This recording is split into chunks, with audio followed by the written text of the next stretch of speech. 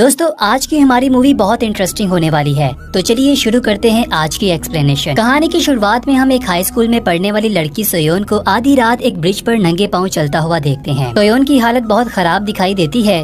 तभी सोयोन एक अनजान कार में बैठकर बिना कुछ बोले और कहे वहाँ से चली जाती है। तभी हम एक मिडिल एज बॉक्सिंग कोच गीचोल जो कि एक ट्रॉफी हाथ में लिए रेस्टोरेंट की ओर बढ़ता हुआ दिखाई देता है। ये ट्रॉफी इसके स्टूडेंट्स को सेकंड आने पर मिली थी। गीचोल के हिसाब से इसके स्टूडेंट्स को पहले नंबर पर आना चाहिए था, लेकिन करप्ट ऑफिशियल्स ने पैसे लेकर पहला नंबर किसी और को दे दिया। गीचोल रेस्टोरेंट में बैठे कुछ लोगों की पिटाई करने लगता है। तभी हमें मालूम होता है कि वो कोई और नहीं बल्कि बॉक्सिंग एसोसिएशन का वाइस प्रेसिडेंट है, जो गीचोल के ऊपर हमेशा के लिए पाबंदी लगा सकता है। फिर हम गीचोल की बहन को देखते हैं जो गीचोल से फोन पर बात कर रही है। गीचोल पर लगी पाबंदी जानने के बाद वो काफी घबरा जाती है, क्योंकि ऐसा पहली बार नहीं हो रहा। गीचोल की बहन अपने रिसोर्सेज के जरिए गीचोल की नई जॉब लगवाती है, जिसमें वो किसी टाउन में एक जिम टीचर की जॉब करेगा। फिर हम गीचोल को ड्राइव करता हुआ गांव में जाता हुआ देखते हैं।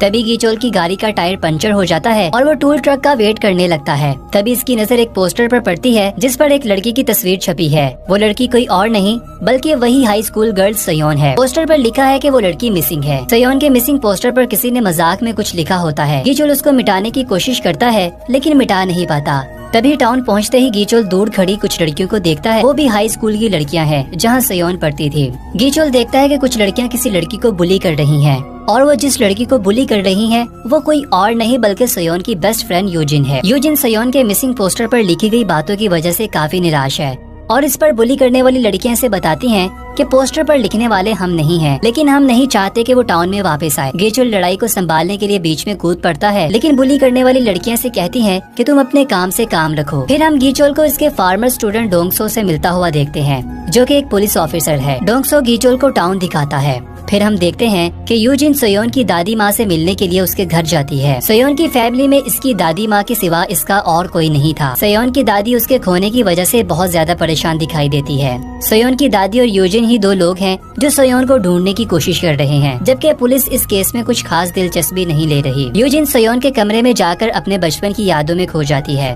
तभी से वहाँ पर एक क्लब का कार्ड मिलता है। यूजिन को याद आता है कि सोयोन एक क्लब में काम करती थी। अब यूजिन इस कार्ड की मदद से क्लब में जाकर इंफॉर्मेशन इकट्ठा करने की कोशिश करेगी। अगले दिन हम देखते हैं कि गीचोल का स्कूल में जिम टीचर के तौर पर पहला दिन है।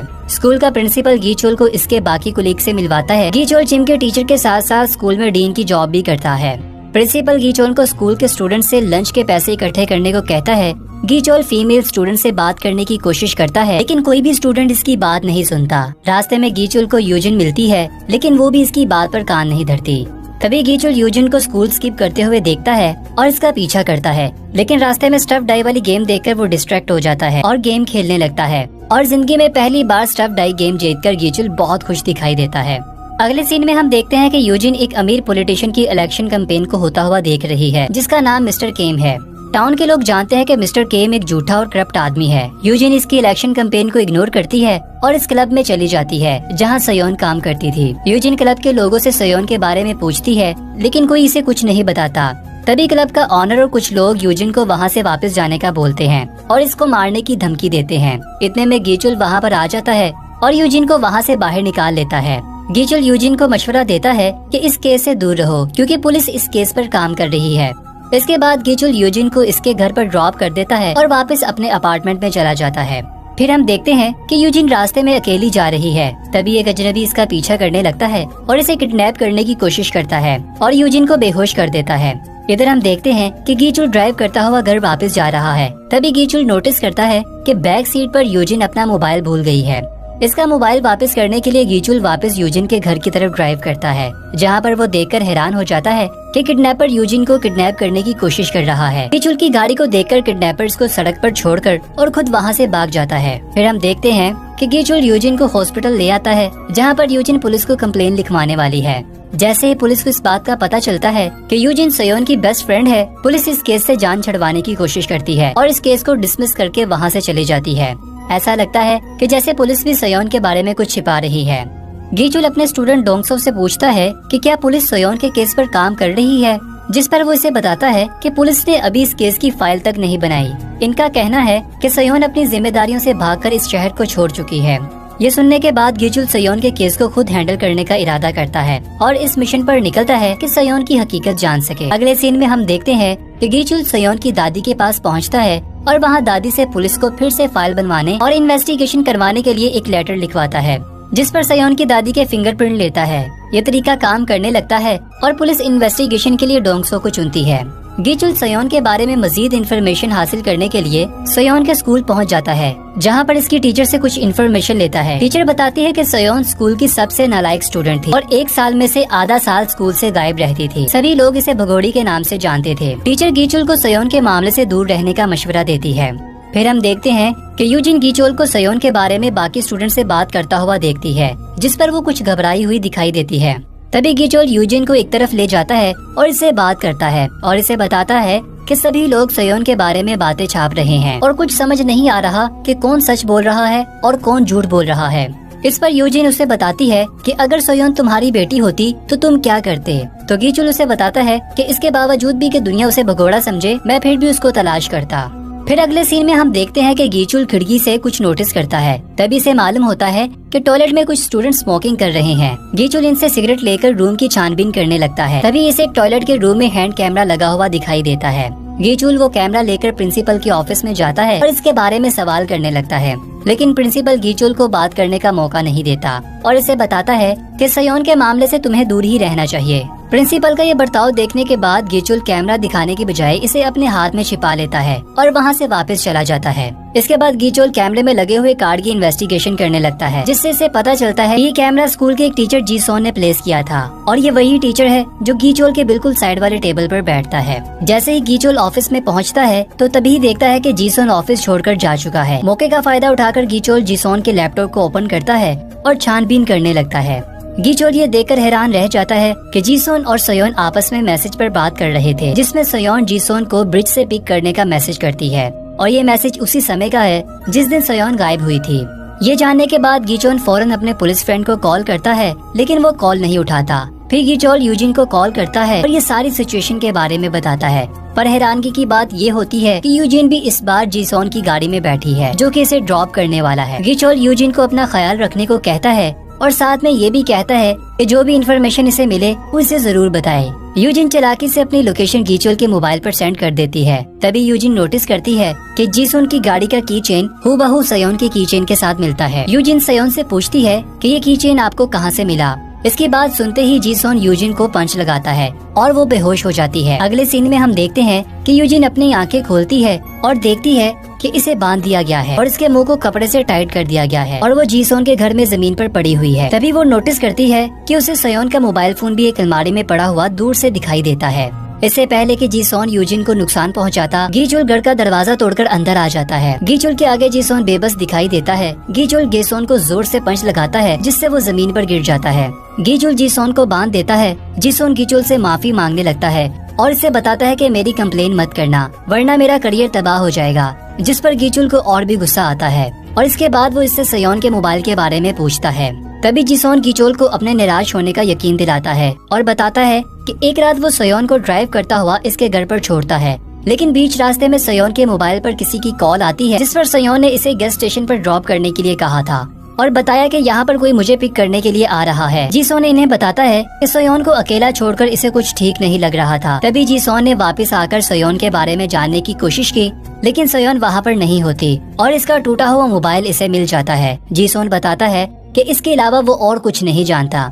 अगले सीन में हम जीसोन को जेल में बैठा हुआ देखते हैं और इधर गीचोल पुलिस ऑफिसर से सयोन के केस पर ज्यादा मेहनत करने के लिए जोर डालता है, जिस पर पुलिस वाला ज्यादा बात नहीं करता। गीचोल वहाँ से वापस चला जाता है। तभी हम चीफ पुलिस ऑफिसर को किसी शख्स से बात करता हुआ देखते हैं। चीफ इस आदमी को बताता है कि हमें और भी एहतियात से काम लेना होगा।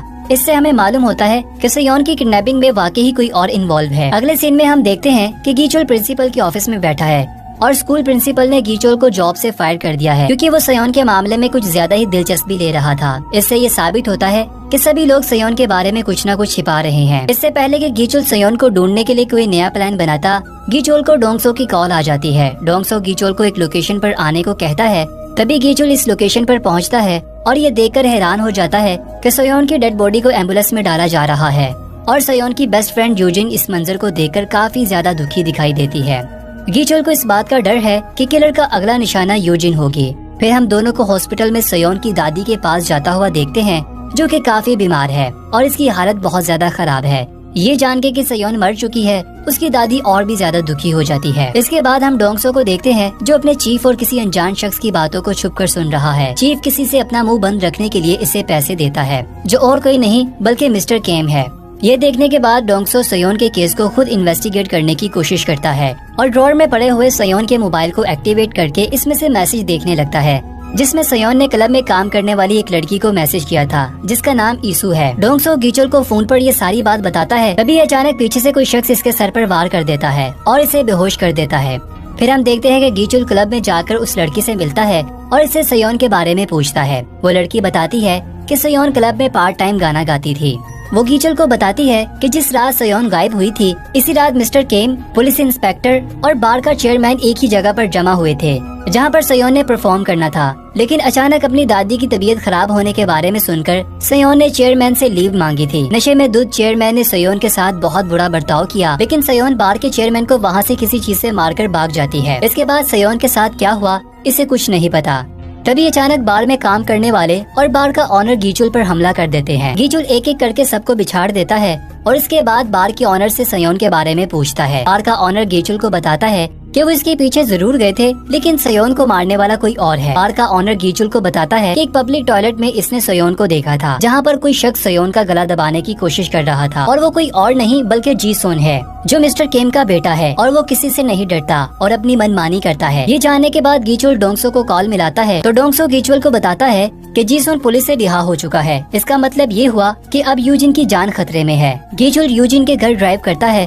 तभी हम अनजान लोकेशन पर यूजिन को देखते हैं, जिसे जीसोन ने इसे किडनैप कर रखा है। और तभी मिस्टर केम वहाँ पर आ जाता है। मिस्टर केम को देखते ही जीसोन यूजिन को कमरे में छुपा देता है। मिस्टर केम अपने बेटे जीसोन को बताता है कि तुम्हारी गलतियों को छिपा छिपा कर मैं तंग आ गया हूँ। तभी दोस्तों हमें ये मालूम होता है कि मिस्टर केम ही सयोन का असली कातिल है, जिसने टॉयलेट में सयोन का गला दबा दिया था ताकि अपने बेटे जीसोन की गलती को छिपा सके। मिस्टर केम के जाते ही यूजिन जीसोन की आंखों पर स्प्रे कर देती है और वहाँ से भागने की कोशिश करती है, लेकिन जीसोन यूजिन को जख्मी कर देता है, जिससे वो जमीन पर गिर जाती है।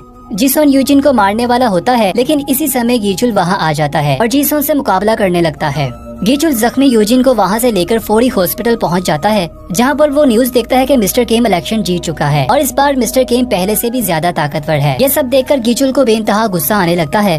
अगले सीन में हम देखते हैं कि गीचुल कार ड्राइव करता हुआ शहर में आ जाता है और मिस्टर केम की गाड़ी के साथ टकरा जाता है। मिस्टर केम की गाड़ी पूल में जा गिरती है। गीचुल मिस्टर केम के ड्राइवर को पीटता है। इसके बाद मिस्टर केम गाड़ी में से गीचुल को धमकी देने लगता है और इसे बताता है कि तुम नहीं जानते मैं कौन हूँ और मैं तुम्हारे साथ क्या क्या कर सकता हूँ। ये देखकर गीचुल खामोश खड़ा नजर आता है। कुछ समय के बाद सयोन के केस को इंटरनेशनली फेम मिल जाता है और मिस्टर केम को सयोन के कत्ल में गिरफ्तार कर लिया जाता है। फिर हम देखते हैं कि हॉस्पिटल में यूजिन अपने बेड पर सो रही है और इसके साइड टेबल पर वही स्टफ टॉय पड़ा हुआ है जो गीचुल ने गेम में जीता था। गीचुल यूजिन को सोया हुआ देखकर मुस्कुराता है और तभी गीचुल इस टाउन से ड्राइव करता हुआ बाहर आ जाता है और अपनी जिंदगी की नई शुरुआत करने के लिए वहाँ से निकल जाता है। और दोस्तों इसी के साथ ही ये कहानी अपने अंत को पहुंचती है। तो कैसी लगी आपको हमारी आज की मूवी? आशा करते हैं कि आपको हमारी एक्सप्लेनेशन काफी पसंद आई होगी। ऐसे ही हमारी मूवीज को पसंद करते रहिए। मिलते हैं फिर एक दिलचस्प मूवी के साथ। तब तक के लिए बाय बाय।